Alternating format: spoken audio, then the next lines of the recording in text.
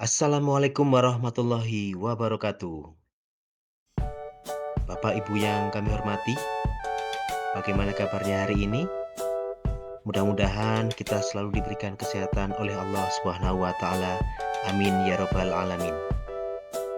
Pada kesempatan kali ini, saya akan memaparkan tugas 1.1a.8.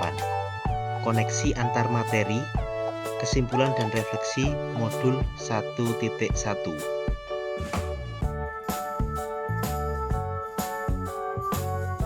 Sebelumnya, saya akan memperkenalkan diri. Nama saya Yahya Agung Wibowo. Tempat tugas SD Negeri 3 Gebobang, Kecamatan Wonosari, Kabupaten Malang, Provinsi Jawa Timur.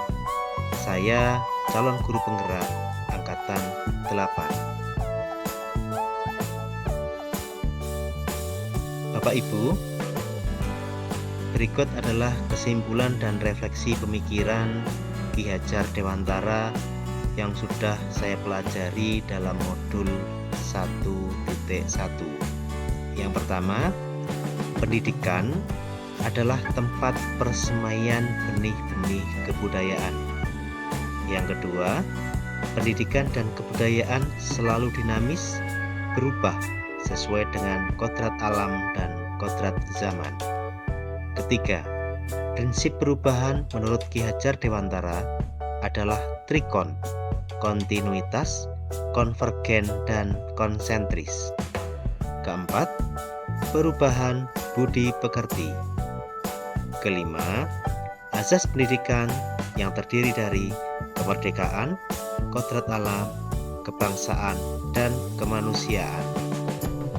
Keenam, trisentra pendidikan terdiri dari keluarga, sekolah, dan masyarakat. 7. Tugas pendidikan dan pengajaran menuntun kodrat anak sesuai dengan lakunya. Dan yang terakhir, ke-8, filosofi Ki Hajar Dewantara adalah Ingarso sung tulodo ing madya mangunkarso tutwuri handayani.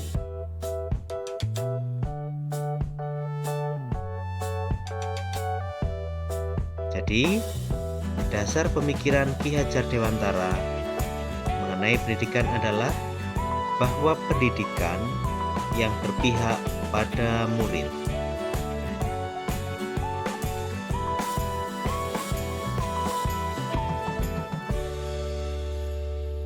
Terkait dengan pertanyaan yang pertama, apa yang Anda percaya tentang murid dan pembelajaran di kelas sebelum Anda mempelajari modul 1.1?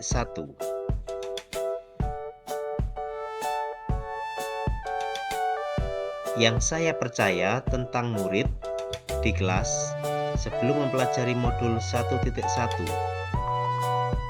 Yang pertama, murid hanya akan memahami materi apabila dijelaskan oleh guru. Kedua, semua murid harus memiliki kemampuan yang sama dengan temannya. Ketiga, murid tidak dapat belajar secara mandiri. Yang keempat, murid harus patuh dengan guru. Kelima, murid tidak boleh membawa alat bantu baik komunikasi maupun alat hitung. Keenam, murid berkembang dan berubah sesuai dengan keinginan guru. 7. Murid sebagai objek pembelajaran. 8. Murid harus menguasai semua materi dalam satu periode pembelajaran.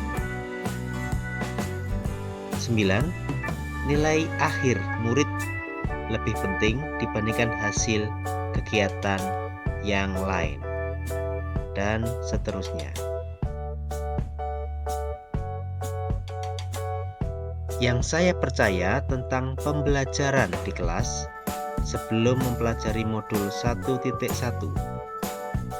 Yang pertama, dalam menjelaskan materi harus dengan metode ceramah. 2. Anak akan lebih patuh kepada guru karena tuntutan. Ketiga, pembelajaran lebih mengutamakan ketuntasan materi. Keempat, mengutamakan hasil dibandingkan proses. 5. Nilai akhir lebih penting dibandingkan dengan yang lain. 6. KKM menjadi penentu keberhasilan dari sebuah pembelajaran.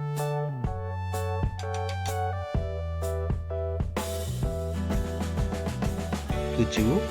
Pembelajaran masih berpusat pada guru atau teacher center. 8.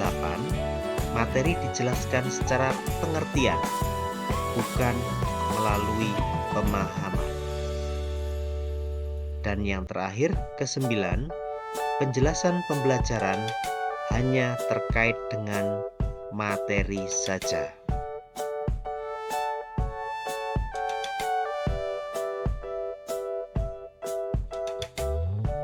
Pertanyaan kedua, apa yang berubah dari pemikiran atau perilaku Anda setelah mempelajari modul ini? Yang berubah dari pemikiran saya setelah mempelajari modul ini, yang pertama, bahwa pikiran saya tentang murid dan pembelajaran selama ini kurang tepat. Yang kedua, berusaha untuk merubah mindset saya tentang murid dan pembelajaran di sekolah. 3. Bahwa murid dapat mempelajari dan memahami materi meskipun tanpa dijelaskan oleh guru. 4. Bahwa murid memiliki kemampuan yang berbeda sesuai potensinya masing-masing. 5. Guru bukan sebagai penuntut, tapi sebagai penuntun murid sesuai dengan kodratnya. 6. Murid berkembang secara berbeda satu dengan yang lain sesuai dengan karakter dan potensinya masing-masing.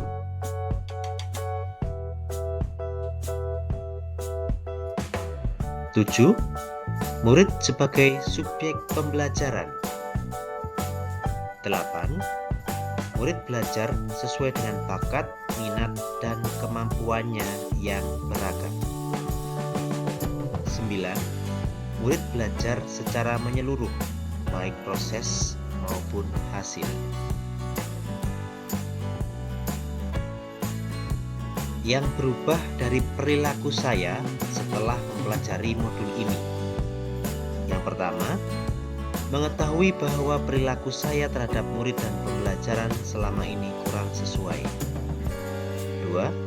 Menggunakan strategi, model, dan metode pembelajaran yang lebih variatif sesuai dengan gaya belajar murid. 3. Guru berperan sebagai penuntun, bukan penuntut, supaya murid dapat berkembang sesuai dengan kodratnya.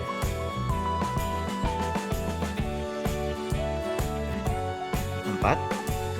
Menganalisis dan menggali potensi, karakter, serta kebutuhan murid sesuai dengan bakat dan minat. 5. Membuat indikator keberhasilan siswa melalui partisipasi murid yang merata, pembelajaran efektif, dan tidak ada ketertinggalan murid. 6. Menyampaikan pembelajaran yang sesuai dengan kodrat alam dan kodrat zaman. Pertanyaan ketiga, apa yang dapat segera Anda terapkan lebih baik agar kelas Anda mencerminkan pemikiran Ki Hajar Dewantara? Yang dapat segera saya terapkan lebih baik agar kelas saya mencerminkan pemikiran Ki Hajar Dewantara. Yang pertama, merubah mindset dan perilaku sesuai dengan pemikiran Ki Hajar Dewantara, di mana pendidikan berpusat pada murid. Kedua, menerapkan asas memerdekakan manusia, baik lahir dan batin, sesuai kurikulum Merdeka Belajar. 3. Memulai menerapkan profil pelajar Pancasila.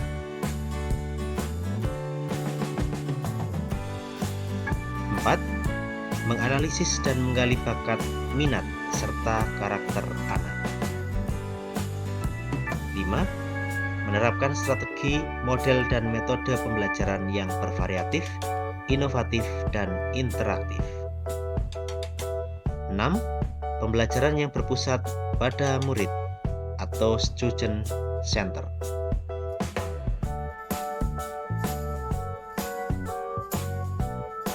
7. Menuntun murid dalam proses pembelajaran sesuai dengan kodrat anak. 8. Pembelajaran kepada anak mengikuti kodrat alam dan kodrat zaman. 9. Mengedepankan sosiokultural sebagai penebal laku atau budi pekerti murid. Bapak Ibu, demikian pemaparan hasil tugas dari kami. Semoga dapat menginspirasi kita semua.